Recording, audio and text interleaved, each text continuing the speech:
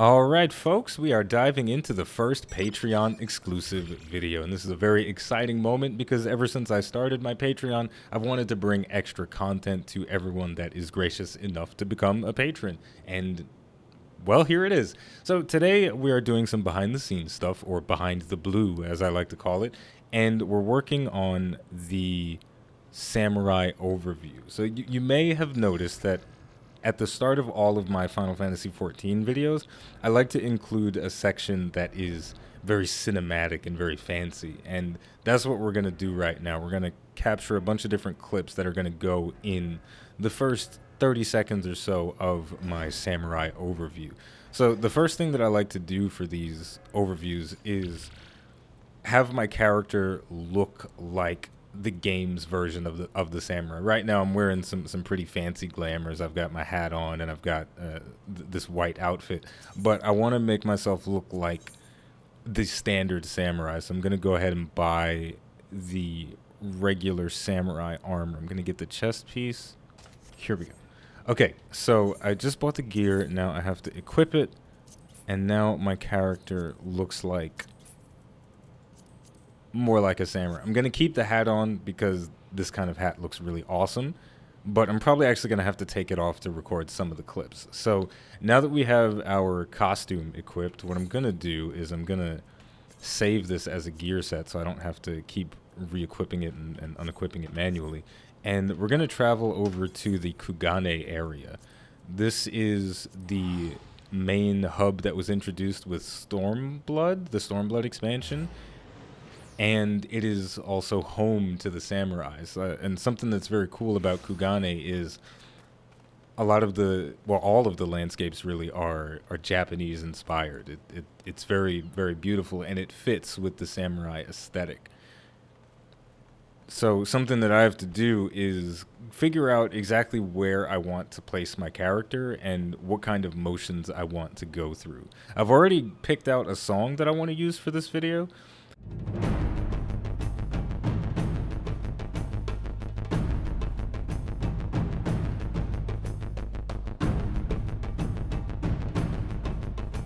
So that's something that's playing in the back of my head right now. So as I'm running around the zone and just kind of taking in the architecture and looking at things, I'm playing the song in my mind and I'm thinking about what kind of narrative I want to tell, what kind of visuals I want to go on.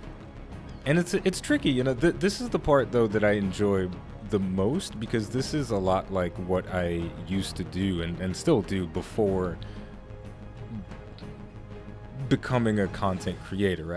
I used to be, and still am, a photographer. So I take a lot of pictures and I have training as a photographer. So right now is looking around and scouting out different areas around the map is something that I've done in real life. I've done photo shoots with models for weddings and stuff like that, and I have to go out and I have to look around and say, okay, we can take a really cool picture over here or over there, and we can use this scenery or that scenery.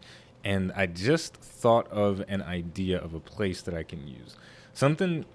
Another thing that's kind of interesting about these little 30-second segments that go at the beginning of videos is I don't always want them to be the same, right? I mean, there's a structure to them, and if you've seen them all, then you can kind of recognize that, oh, this is kind of the basic pattern that happens in each video.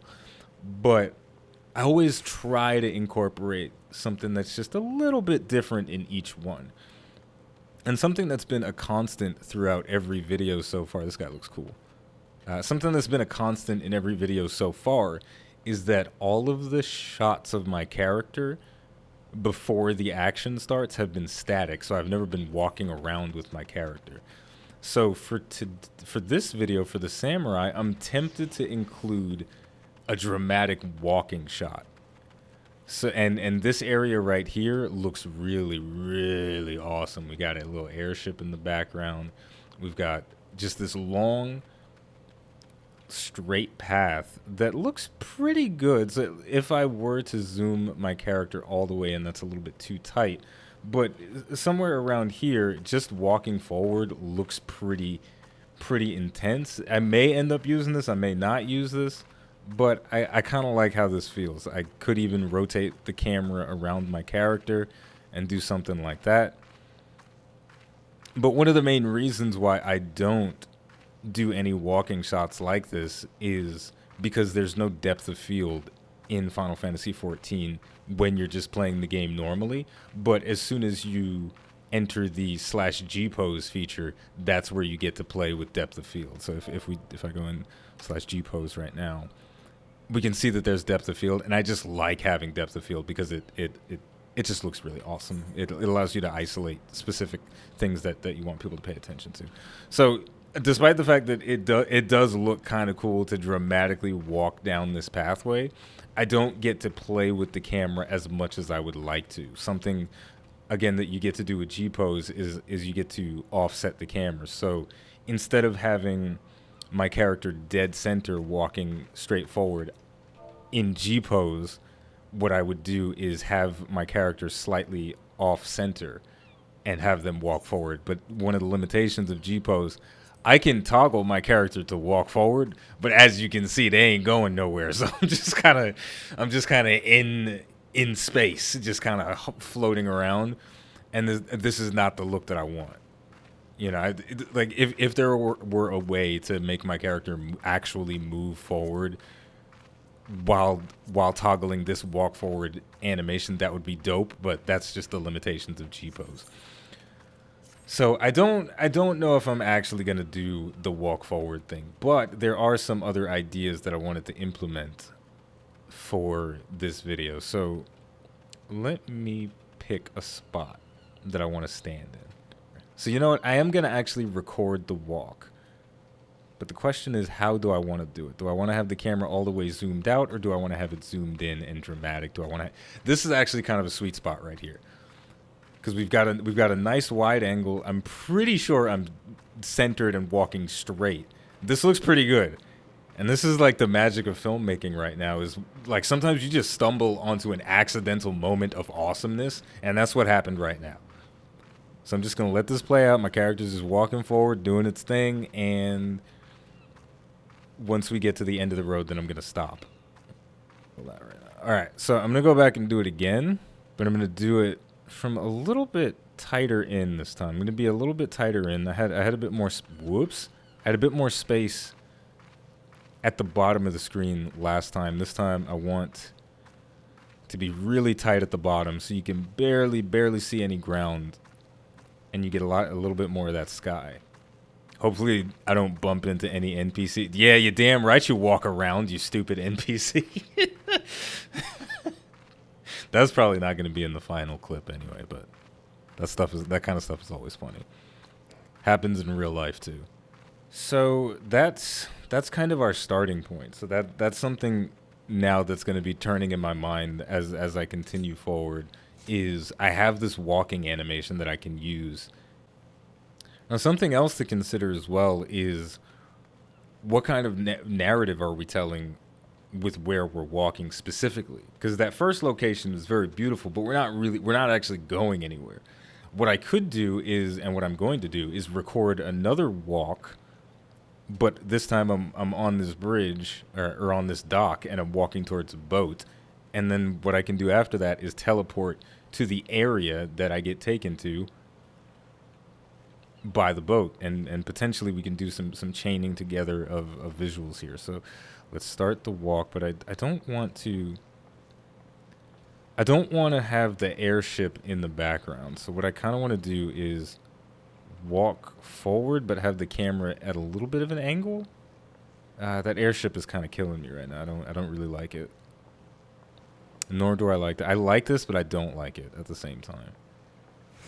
All right. Anyway, I think what I'm going to do now is change zones, and I don't think this because the airship it's just kind of there. I wish it wasn't, and it's bothering me, so I'm not going to use this. But what I'm going to do now is I'm going to go to a different location.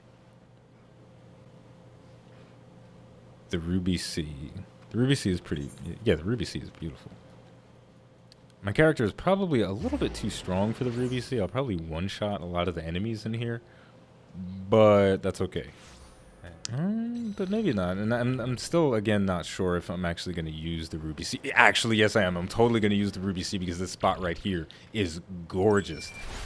Okay, now one thing that you probably noticed is that in the final video, the samurai overview itself, I didn't end up using the walking shots that I recorded during this initial recording session, but there is a walking shot in the final video, and this goes in with the whole idea of trying to tell a narrative, trying to tell a story about what my character is doing as they're walking somewhere, because generally I don't like to have my character doing something that doesn't really have a purpose, which is something that happens from time to time. Sometimes things just look cool and that's why they get included. But in the case of the samurai overview specifically, I wanted the introduction to have a bit of a narrative, and the final narrative wound up being my samurai is walking onto this dock, and when they get to the end of the dock, they're going to meditate a little bit, they're going to go through some of their training, and then they're going to go into battle and fight some enemies and look really cool while doing it. So instead of using the walking shot in Kugane, I wound up using a walking shot on the dock that we eventually do our meditation and other things, which we'll get to in a little bit. So back to the in the moment commentary about the process. So something I want to try doing is, actually, no, this isn't any different from normal. So right now I'm gonna, by the way, sorry about all the rambling, but this is it is what it is. So something I'm gonna do right now is something that you see in all of my overviews, is I do the /B stance motion to show off this cool looking animation with my character. But the problem with the samurai is my freaking hat is too damn big, and the animation clips through it. So I have to take off the hat to do this, which is fine because I still look really cool anyway. So we're going to stand right here on the docks, and I'm going to start the B stance motion, and I'm going to go into G pose. Now this is where the fun begins. I want my character to face directly forward. And where's the sun? The sun is absolutely nowhere to be found. It's probably behind a cloud or something. But the light is kind of coming from this side for the most. Stop moving. Yeah, the light's kind of peering through the clouds, so I want to light it up a little bit because I don't want too much shadow on my character's face. If you see when it's off, there's a lot of shadow on my character's face. So if I pull over here and get rid of some of those harsh shadows a little bit, without, what I want to do is I want to get rid of the shadows without making the image look too artificially lit. Final Fantasy has pretty good lighting, and especially in the G pose feature, you can really, really go in and make things look very organic if you play with the lighting enough. Do I have? Yeah, that's what I was trying to get rid of. So what I want is I just want my character's face to be lit up a little bit more, just a little bit more. Let's just, come on, just a tiny bit, just a tiny bit. There we go. So we got rid of some of those hard shadows that were on the face without without making it seem too artificial. So next thing I'm going to do is I'm going to go in and zoom the camera in and unpause the motion. And man, this armor looks so cool. And we're going to just tilt the camera slightly to make things look a bit more dynamic. And I'm going to pull back really far. And for this, I'm just going to... my controller is plugged in right now, and it's not actually working. So let's unplug it. Okay. Here we go. Here we go. We're good now. We're good. So now what I'm going to do is I'm going to slow rotate around my character a couple of times. And what I want is I want to have the docks... But what I really want is that beautiful aetheryte in the background. So as I slow rotate around my character, you see me like kind of going through this training a little bit, just kind of getting in the groove. And I just want to slow pan around my character like that. Now as we move farther and farther over, you see the scenery gets a little bit less interesting. So this is a moment where I want to go back to kind of a reset position. And I also want to adjust the tilt of the camera. I want to tilt it the other way because that first one was a bit too harsh. Here we go. This is I think this is the sweet spot. So I'm going to rotate again. As soon as the animation finishes and restarts, then I'm going to sort of pre-rotate a little bit. Kind of get that. Nope, I messed it up. As soon as the animation restarts, I'm going to pre-rotate. There we go. Yes. Good, good, good, good, good. I might be a little bit too far off center, but I like this though. I'm going to keep it going. I'm just going to keep holding it. The mouse is at the bottom of the screen a little bit, and I'm kind of upset about that, so I'm probably going to just squeeze that over.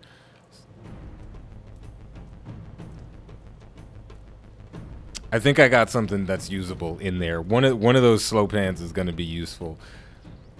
So let me try. I'm going to try something a little bit different, though. I'm going to, instead of doing the zoom in, I'm going to, actually, no, there is something else that I want to do with the zoom. I want to catch that shoulder pop with an up close. And I want to catch that glare. So look at my character glaring at the... That's intense, right? That might be useful. No, please do not exit group pose. So I have to catch that glare, and what I also want to rotate the camera in the opposite direction, just so it's a little bit dynamic, and then we get the shoulder pop in there, and boom. So we go in. Let's kind of reset that.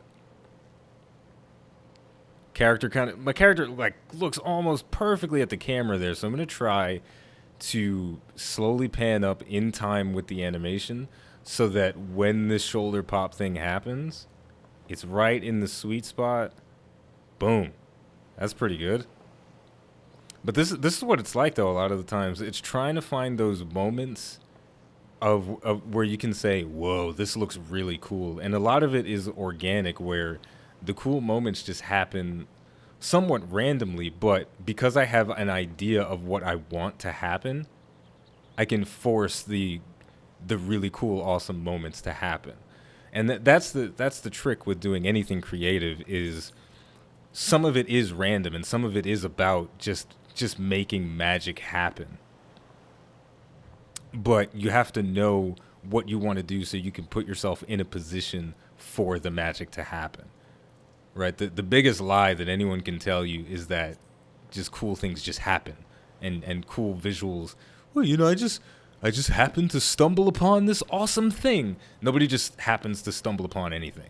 You put yourself, well, that's not true, but with regards to creative stuff, you put yourself in a position to make the awesome things happen. Now, I did originally say that I didn't want to rotate the camera so fast, but for right now, I'm just kind of playing around, enjoying the scenery. With all of that, we are just about done with the first video. So what we're going to do now is watch over the final product, and I'm going to talk about how I felt about it, what I want to do for the future if I ever incorporate the samurai in my videos again, and just overall how satisfied I was with the product or how unsatisfied I was with it. So let's watch the whole thing and see the culmination of our work.